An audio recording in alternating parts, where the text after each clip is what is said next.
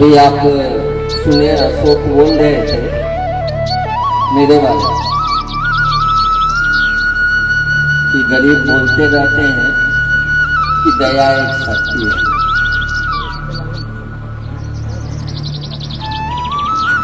ये चीज मुझे भी पता नहीं था। आज से 20 साल पहले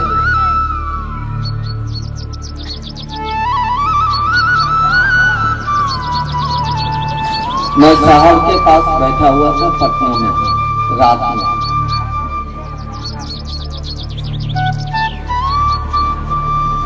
और 2004 में मैंने सिक्को गुरु माना।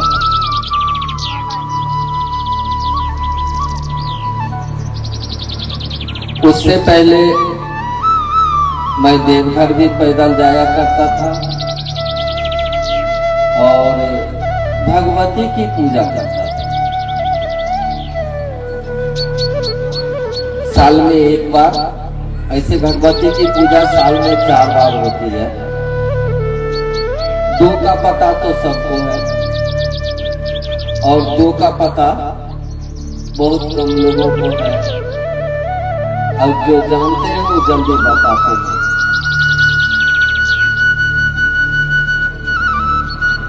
चैत में जो पूजा होती है वो और आसिन में होती है, उसका पता सबको है। 2 बार और होता है जो गुप्त पूजा होती है, आषाढ़ और माघ। तो मैं भगवती की पूजा करता था।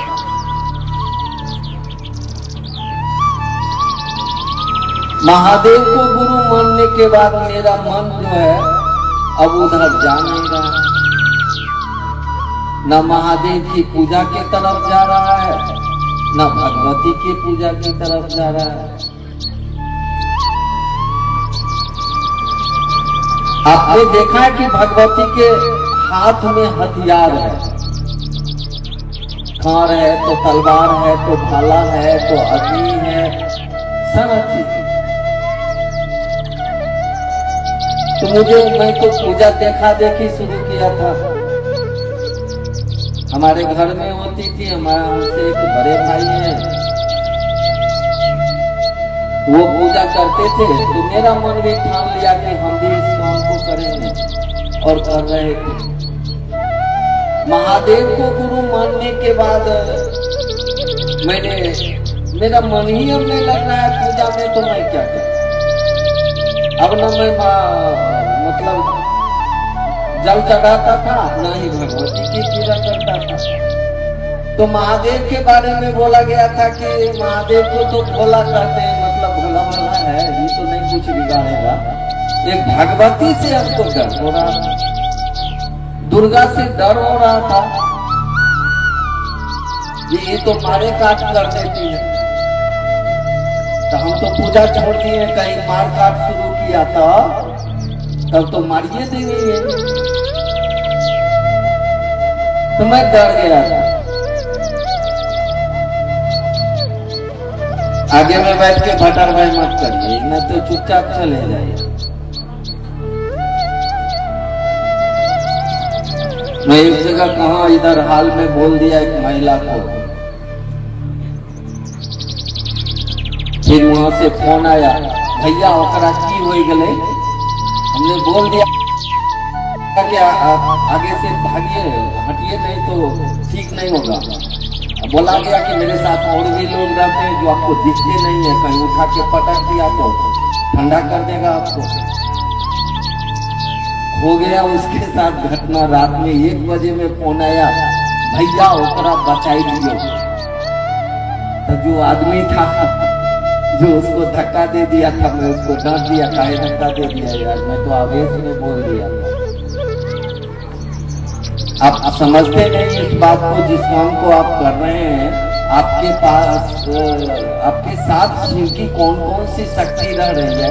शक्ति तो अदृश्य होती है, वो दिखती थोड़े है, लेकिन रहती तो है। अब भाई साहब के पास जनरेटर का करंट आया है, तार में है, उनको दिखाई पड़ता है? पूछिए तो कैसे करंट है, पूछ लीजिए। दिखती नहीं है लेकिन काम तो कर रही है कि मेरे आवाज को लाउड कर रही है, बड़ा कर रही है, विशाल कर रही है, तब आप सुन रहे हैं। तो शक्तियां दिखती नहीं है लेकिन काम तो होती है। तो मैं डरा हुआ था, तो मैं साहब के पास रात में बैठा हुआ था, मैं साहब को ही बोल दिया और मैं कुछ उदास बैठा हुआ था। साहब ने 2 बार पूछा क्या बात है गरीब, उदास क्यों हुआ? तब मैंने साहब को कहा कि देखिए मैं ऐसे ऐसे पूजा करता था और पूजा में अब मेरा मन नहीं लगता है, लेकिन भगवती की जो पूजा करता था अब मुझे भगवती से डर होने लगा है। साहब ने समझाया भी लेकिन मेरा मन अलाउ नहीं करे। हमने कहा एक काम साहब को बोला, एक बार मुझे भगवती से मिला दीजिए ना। साहब ने कहा भगवती कहीं मिलने की चीज है, वैसे ही मिले। फिर भी हमने जिद कर दिया, बच्चे की तरह उस समय मैं साहब से बात करता था। अंत में आज ही जो के साहब ने कह दिया कि भगवती से मिलोगे कि जी, मैं खुश हो गया। जैसे उन्होंने कह दिया कि भगवती से मिलोगे तो मैं खुश हो गया। उन्होंने कह दिया किसी भी भगवती के स्थान में जाओगे ना तो जो मैं तुमको कह रहा हूं तो कह देना भगवती तुमसे मिल गई। घटना 2006 या 7 की है। साहब का एक प्रोग्राम था बासुकीनाथ झारखंड, मैं भी उस कार्यक्रम में था। साहब वहां से वापस भागलपुर होके पटना आ रहे थे और हम लोग चले गए वहां से तारापीठ। अब मुझे याद नहीं है कि राम सदन थे कि नहीं साथ में। करीब 45 लोग थे मेरे साथ। हाँ, नारायण से तो बहुत लोग थे, उत्तम भाई थे मालपुर और भी लोग। तो हम लोग तारापीठ में गए, रात में होटल में रुके, सुबह उठ के सब नहा धो के तारा मंदिर की तरफ चल दिया। जब तारा मंदिर से होके लोग प्रसाद उसाद चढ़ा के आए तो हम आया उठाने के लिए। और उस समय मेरी आदत खराब थी कि 8:30-9 बजे से पहले मैं बिछावा नहीं छोड़ता था। लोग आया उठाया, मंदिर नहीं जे, वो हमने कहा कि नहीं मंदिर तो हम नहीं है। तो कुछ नारायण के लोग थे, जिद कर दिए कि चलिए आप लोगों को कुछ दिखाते हैं। मैं पहले से भी मसान जाता था। 2014 में साहब ने मुझे मना कर दिया कि मसान जाना बंद कर दो, तब मैं मसान जाना बंद, मसान मतलब जहाँ लाश नहीं। मेरी आदत खराब थी कि अमावस चतुर्दशी के रोज, अमावस के रोज मसान जाना। मसान में बैठ गया तो जहां जाइएगा बैठिएगा तो वहां के लोगों से आपकी दोस्ती हो जाएगी। तो मैं जाया करता था। तो मैंने कहा कि चलिए आप लोगों को एक खेल दिखाता। मैं चल दिया, वहां से चला गया मसान तारापीठ में। तो सामने तारा का मंदिर है और इस साइड में नदी के किनारे में मसान है। जो लोग गए होंगे वो देखे होंगे। मसान में जिस जगह पर लाश जलता है वहां एक ही जगह लाश जलता है। अब क्या होता है पता नहीं, अब तो इतना घर बना दिया, पूरा मसान खत्म हो गया। तो वहां कोयला का ढेर लगा रहता है और लाश लोग छोड़ के चले गए। जिनके घर के लोग शरीर छोड़े ना, लाश वहां तक पहुंचा दिया। वहां जो आदमी रहता है ना मसान में, वही लोग लाश देते। तो 2-3 लाश पड़ा हुआ था, लाश आ गया था 2-3 सुबह लाश पड़ा हुआ था और कोयला के ढेर पे एक मसानी बैठ के कुछ चमत्कारिक चीज कर रहा था। वो हवन उवन कर रहा था और उसका 4 गो चमचा जो रहता है साथ में वो था। अर्दली सब नहीं होता है, जो भगत होता है, 4 गो डलवा होता है देहात में, छड़ीदार सब, उसी तरह से था। वो हवन कर रहा था। तो हमारे साथ में नरहर के एक आदमी थे और शरीर में नहीं है, उनको मैं बाबा कहता था। उन्होंने कहा बाबा एक खेल देखिएगा जिसका सब जवाब में बूम कर देंगे। कहा रे बंगाल है साला, कुछ ऐसा नहीं कर देना कि हम लोगों को कुटवा देना यहीं पर। ऐसा कुछ नहीं होगा, लेकिन खेल दिखाते हैं आपको। ये जो हवन जो कर रहा है ना, एक सारा चीज सीज करते हैं।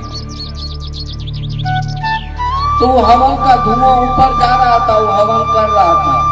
हमने कहा ऊपर कहाँ जा रहे हैं, मेरे पास आ। इतना हम बोले और मुट्ठी को बांधा।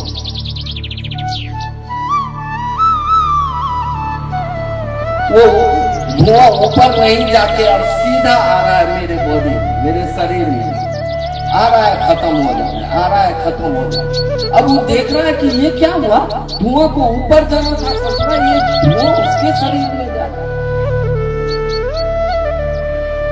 हमारे साथ बाबा थे, तो बाबा ने कहा तो की कर गए। अब उस सब का ध्यान चलाया मेरे तरफ में, क्योंकि इसका सब कुछ सीज कर देंगे। अरे तो मार ले गए। एक तो बंगाल में बंगाल का भाषा नहीं बुझे थी, और दूसरा यहाँ कुछ काट देख लोग था। कहा कि अच्छा बाबा छोड़ दिए, ऐसे ही नहीं कर दिए, छोड़ दिए। उन्होंने कहा जल्दी जल्दी चले जा। मैंने कहा जाओ ऊपर। जैसे हाथ खोले के ऊपर जाना शुरू, थोड़ी चमत्कारी चीजों से चल। उसके बाद हम लोग मसान घूमते घूमते, जिसने वहां तारा को प्रतिष्ठित किया, मैं चला गया वहां। उनके पास तारा को प्रतिष्ठित किया है, उसका सही नाम है वामाचरण। तारापीठ जाने वाले लोग नाम जानते होंगे, लेकिन वामाचरण बोला नहीं जाता है, वो उसको बोला जाता है वामा खेपा। खेपा शब्द का अर्थ होता है पागल। बंगला में खेपा पागल को, इसलिए कि एक बार वामाचरण ने तारा के देह पर पेशाब कर दिया।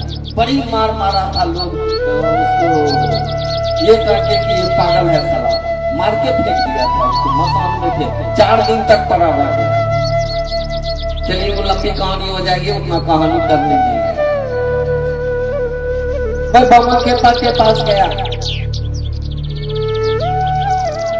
मैंने वहां उससे पहले भी कुछ कहा था, वो नहीं कहूंगा।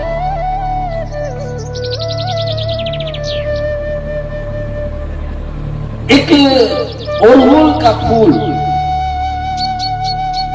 जो उस मंदिर में किसी ने चढ़ाया था, तो बामा खेपा का एक हाथ जो है ना, वो पैरालिसिस है। देखिएगा मूर्ति में तो दोनों हाथ में अंतर किया गया। मूर्ति में ही देखिएगा तो एक हाथ पतला है, एक हाथ जैसा रहना चाहिए। जो हाथ ठीक है ना, उस हाथ से उन्होंने इसे फूल को लिया, इसे फेंक दिया। मैं गेट के बाहर खड़ा था, वहां पुजारी था, वो पुजारी उठा लिया। मैंने कहा वापस लाओ। वो देने से हिचकिचा रहा था कि तुम्हारे हाथ में ही हम आग बना देंगे उसको। जिसने मुझे दिया मेरे पास, मैं फिर वो डर से पुजारी मुझे वो फूल दे दिया, मैं लिया जेब में रखा। घूमते घूमते मैं पूरी मसान में घूमते घूमते एक साइड चला, वहां देखा एक छोटी सी मंदिर। और देवघर का पंडा बहुत 1982 में 1982 में मैं देवघर में पढ़ता था, तो पंडा बराबर कहता था कि तारापीठ जाओगे ना तो मुंड मालनी मंदिर जाओगे। कहानी क्यों सुना रहे हैं, उसका असर आपको बाद में होगा। तो मैं मालनी मंदिर में देखा कोई नहीं है, उसका ग्रिल बंद है। उसके बरामदा पर हम बाहर में चुपचाप बैठे। जैसे ही बैठे तो मुझे साहब की वो बात याद आई जो साहब ने पटना में कहा था, कभी किसी भगवती के मंदिर में जाओगे ना तो ये बात करना। मैं मुंड मारने के सामने में वो बात को बोल दिया। जैसे बोला हमको लगा कि अरे ये मूर्ति तो अब है नहीं। उस जगह पर भगवती खड़ी।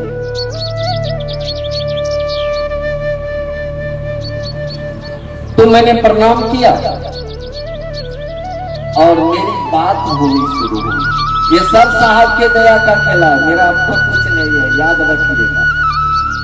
साहब ने कहा था इसलिए ऐसा हुआ है, साहब ने मिलाया था भगवती से। तो मेरे बातचीत हुई तो उसी में मैंने भगवती को कह दिया कि हम तो आपकी पूजा करते थे, हम तो पूजा दिया है छोड़।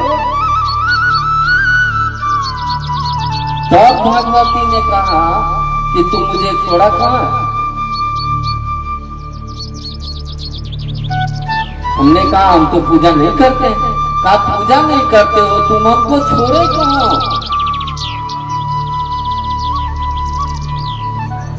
हमने कहा कि मुझे तो लग रहा है कि मैंने छोड़ दिया। कहा अच्छा एक बात है, महादेव को गुरु मानने के बाद क्या करते हो? तो जो साहब ने हमको कहा है, हम सबको कहा है। तो हमने कहा कि जी साहब ने बताया मुझे कि अपने गुरु शिव से दया की याचना करता है, तो मैं करता हूँ दया की याचना। और क्या करता? फिर मैं बताया कि उन्होंने कहा कि जाओ लोगों को अपने गुरु शिव से जोड़ो, ये भी काम नहीं करता है। फिर मैंने कहा कि तीसरा बात बोला है साहब ने कि अपने गुरु शिव को जब मौका लगे तो प्रणाम करना, नमः शिवाय से उनको प्रणाम करना। मैं कहा कहा अच्छा ये बात बताओ। अब भगवती बोल रही है एक बात बताओ, जो तुम अपने गुरु शिव से मानते हो क्या मानते हो? हमने कहा जी दया, दया की याचना करता हूं। दया माने समझते हो?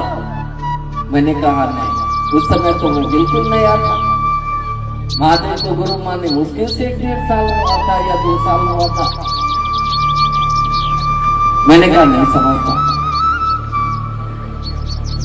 कहा अरे तुम महादेव से दया शक्ति मांग रहे हो, ये दया शक्ति है।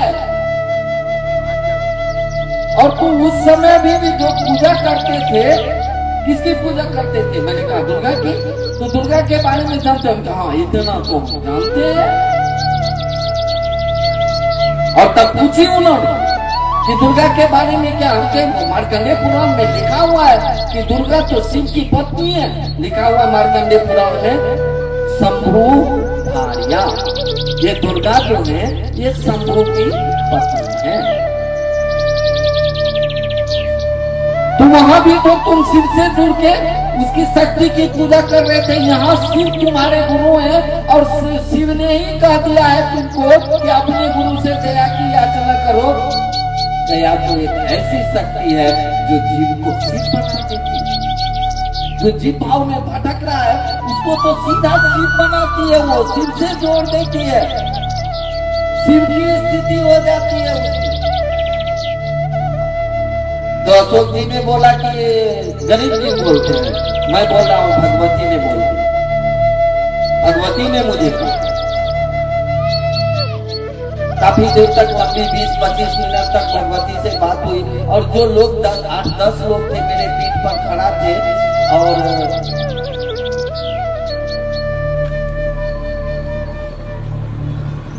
बाद में जाके उन लोगों ने मुझे कहा कि गरीब एक बात बताइए, आप भी कुछ बोल रहे थे, आपका भी आवाज हम लोगों को क्लियर नहीं, गुनुर गुनुर गुनुर गुनुर आवाज आ रहा था और मंदिर से भी आवाज आ रही थी।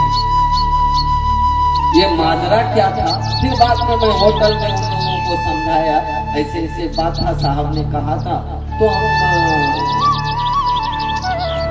मुझे मौका मिल गया और मैं इस तरह से भगवती से मिल लिया और भगवती ने उसे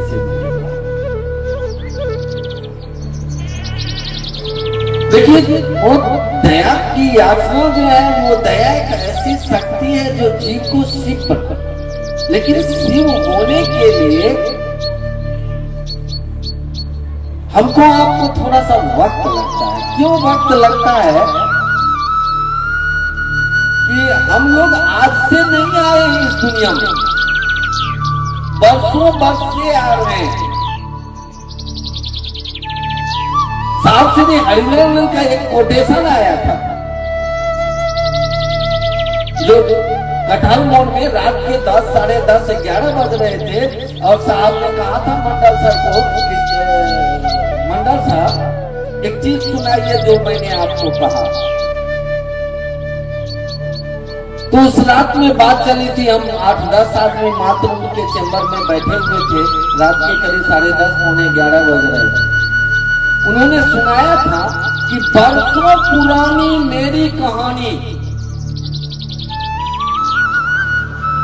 गौर करिए क्या कर रहे हैं, वर्षों पुरानी मेरी कहानी, मोहब्बत जिसे आज दोहरा रही है।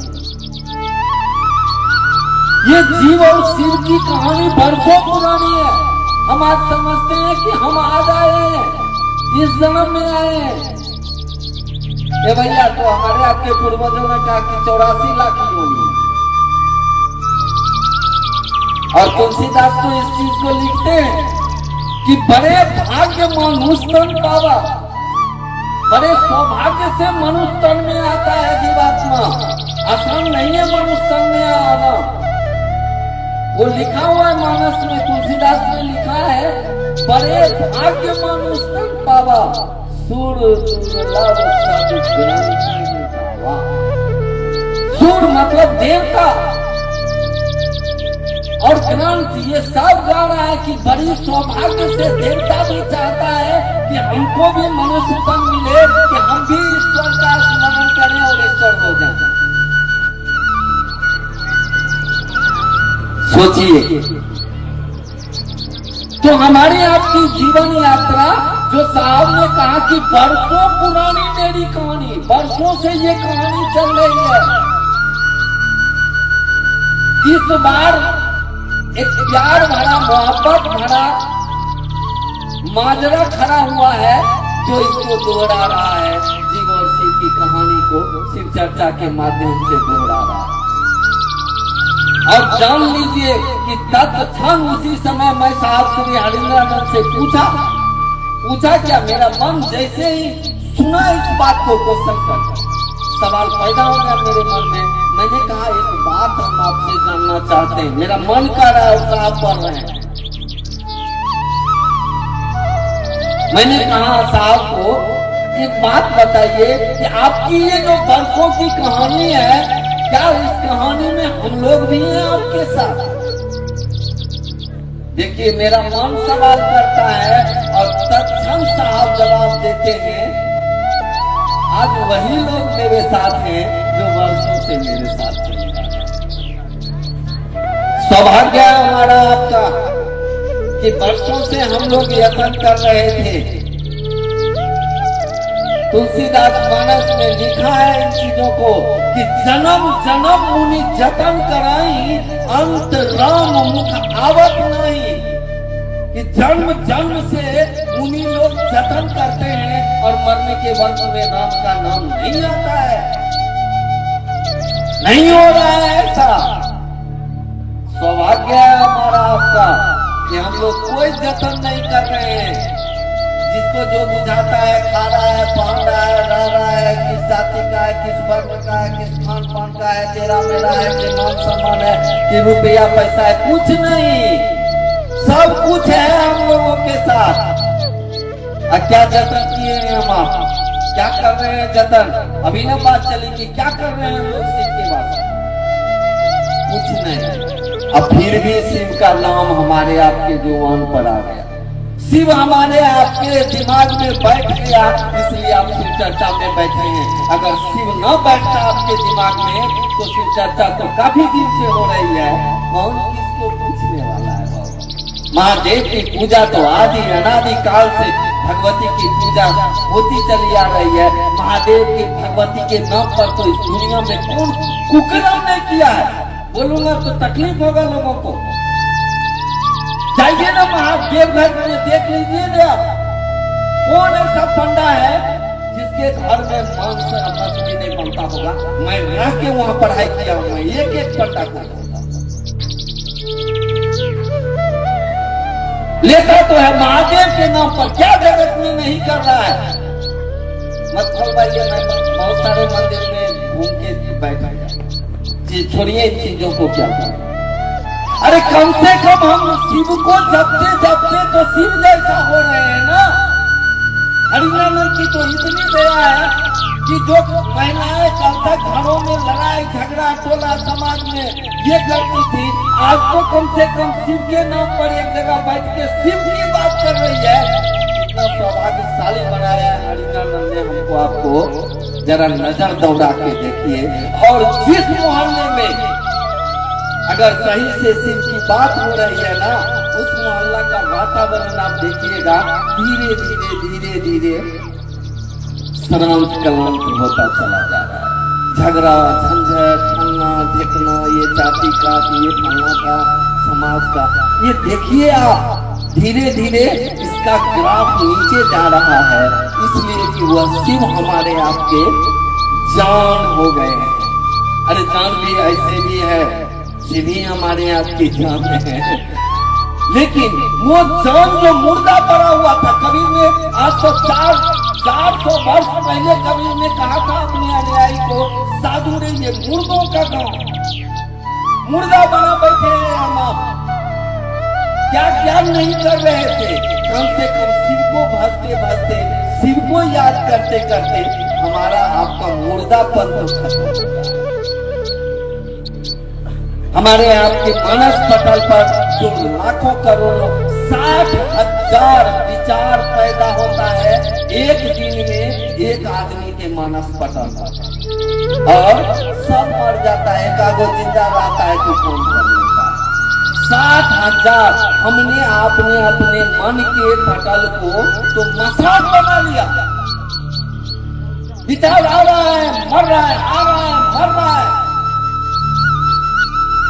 अब कम से कम शिव चर्चा करते करते इतना तो हुआ है कि इतना कम विचार आता है जिसको हम आप जिंदा रखते हैं, और वो काम महादेव की साहब दीदी की दया से होती चली जा रही है। अब ज्यादा विचार नहीं करते, और ज्यादा विचार आपके मन में नहीं आएगा, आपका विचार धीरे धीरे बदलता चला जाएगा। शिव को स्मरण करने से, शिव को प्रणाम करने से धीरे धीरे धीरे धीरे ये जागतिक विचार कम होने लगते हैं, और शिव वाला विचार, शिव इस दुनिया को अविनाशो बोल के शिव इस दुनिया को बचाने के लिए जहर पी लिया है।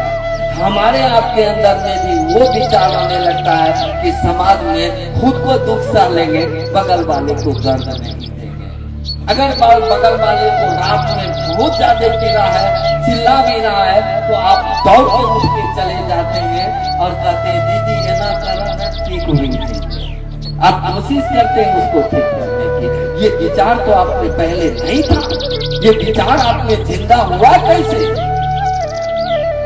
बस वही जो हमको आपको मसान बनाए हुए था, हम आप मुर्दा के समान हो गए थे। जागतिक आकांक्षाओं में, जागतिक चीजों की पूर्ति के लिए हम लोग दिन रात बाप बाप कर रहे थे, वो घट गया, और शिव की पूर्ति के लिए हमारे आपके अंदर में एक विचार ठाड़ गया कि हे शिव आप मेरे गुरु हैं। मात्र एक विचार हमको आपको शिव के तरफ ले चल रही है। आज तक पूजा पाठ के विधान में ऐसा नहीं हुआ कि आज आपने पूजा किया और वो पूजा मतलब प्रेम किसी भी देवता का वो आपके दिमाग में कंटिन्यूअस ठहर जाए, अभी जब रखने लगे, नहीं हुआ है।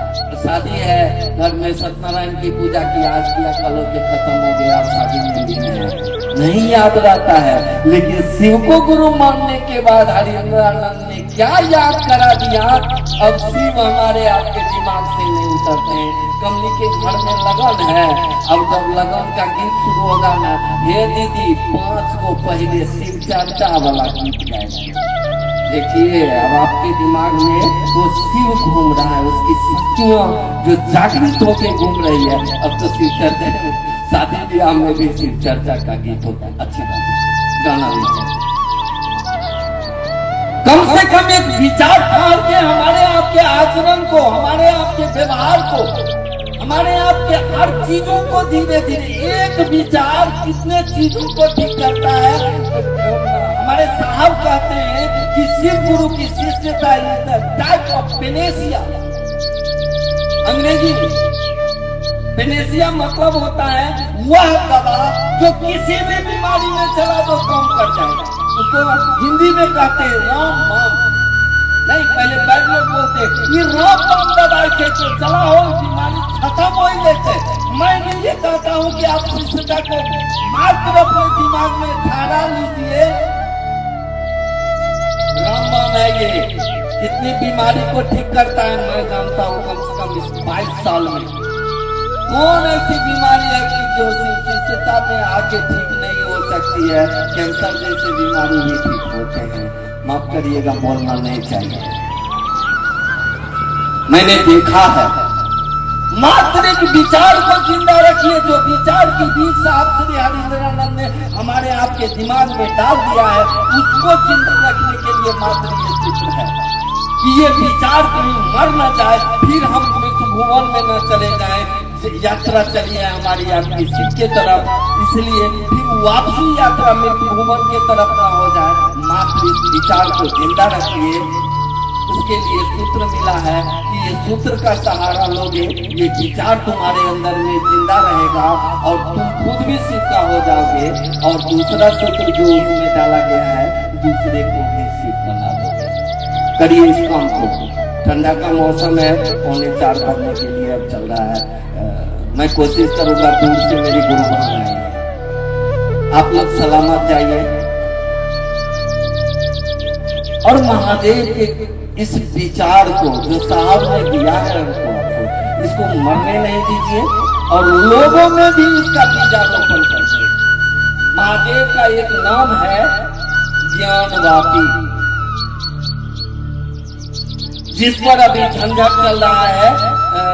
बनारस में ज्ञानवापी मस्जिद बना दिया तुगलकों ने, मुसलमानों ने। ज्ञानवापी का मतलब ही होता है, ईश्वर स्वरूप को ज्ञानवापी कहा गया है, हमारे पूर्वजों ने कहा है। कहीं कुरान में ज्ञानवापी, माफ करिएगा मैं बाहर गया, कहीं ज्ञानवापी का चर्चा नहीं है, लेकिन मेरे ग्रंथों में ज्ञानवापी का चर्चा है, मेरे पूर्वजों ने किया है। और ज्ञान का मतलब ही होता है समझ, वापी मतलब होता है रोपना। वापन शब्द से, रोपना शब्द से वापन, शुद्ध हिंदी वापन, वापन मतलब होता है रोपना। और वापी कहा गया है, किसान को भी वापी कहा गया है, इसलिए वो खेत में बीज का रोपण करता है, इसलिए किसान को भी वापी कहीं बोला गया है। शिव ज्ञान का बीजा रोपण करते हैं, इसलिए उनको ज्ञान वापी कहा गया है। ये बीजारोपण जो हमारे आपके दिल दिमाग में साहब ने डाला है, इसी बीज को हम लोग भी दुनिया में डालते चले जाएंगे। हर दिल में, हर दिमाग में इसको डाल देंगे। हमारा आपका भी जिंदा, दुनिया में भी जिंदा, शिवों में हमारी आपकी जिंदगी शिव में, सुख में, प्रेम में होगी। इन्हीं शब्दों के साथ आप सभी लोगों के चरणों में मेरा प्रणाम है। आप सब मेरे प्रणाम को स्वीकार